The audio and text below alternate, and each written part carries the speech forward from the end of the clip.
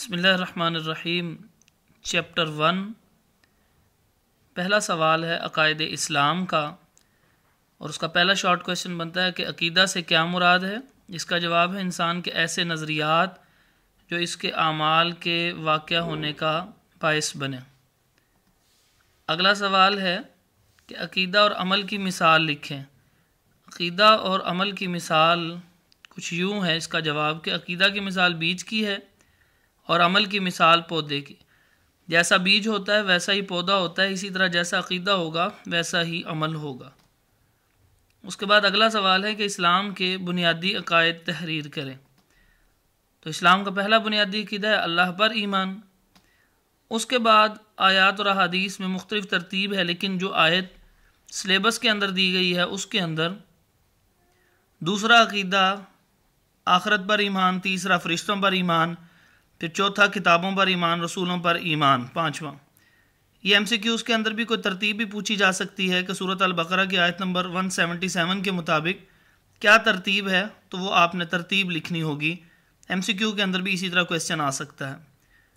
اس کے علاوہ توحید والا اگلا کویسچن ہے، اور اس کے شارٹ کویسچنز کا آغاز کرتے ہیں۔ پہلا ہے کہ توحید کے اصطلاحی معنی لکھیں۔ توحید کے اصطلاحی معنی: اللہ تعالیٰ ایک ہے، اس جیسی صفات کسی اور میں نہیں، وہی خالق، مالک، رازق، نفع نقصان، زندگی، موت، صحت، بیماری، سب کچھ اسی کے اختیار میں ہے۔ جب سب کچھ اسی کے اختیار میں ہے تو لہٰذا پھر اسی کی عبادت کی جائے اور اسی سے مانگا جائے، اسے توحید کہتے ہیں۔ قرآن مجید میں اللہ تعالیٰ فرماتے ہیں قل هو اللہ احد، کہہ دیجئے کہ اللہ ایک ہے۔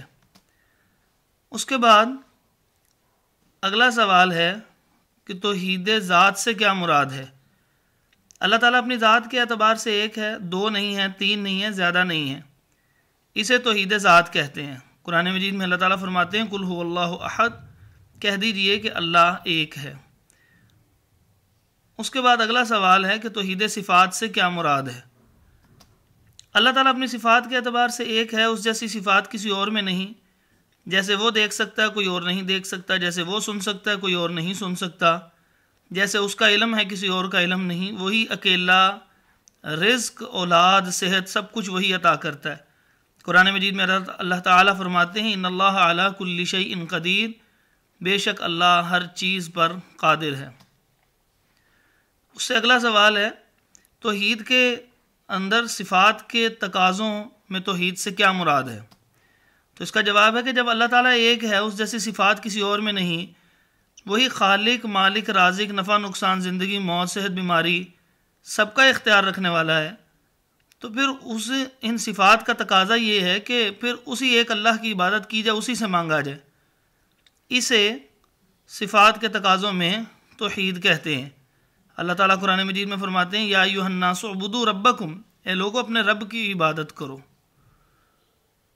اس کے بعد آگے سوال ہے کہ سورۃ الاخلاص کا ترجمہ بھی لکھیں، اور سورۃ الاخلاص الگ سے بھی پوچھی جا سکتی ہے۔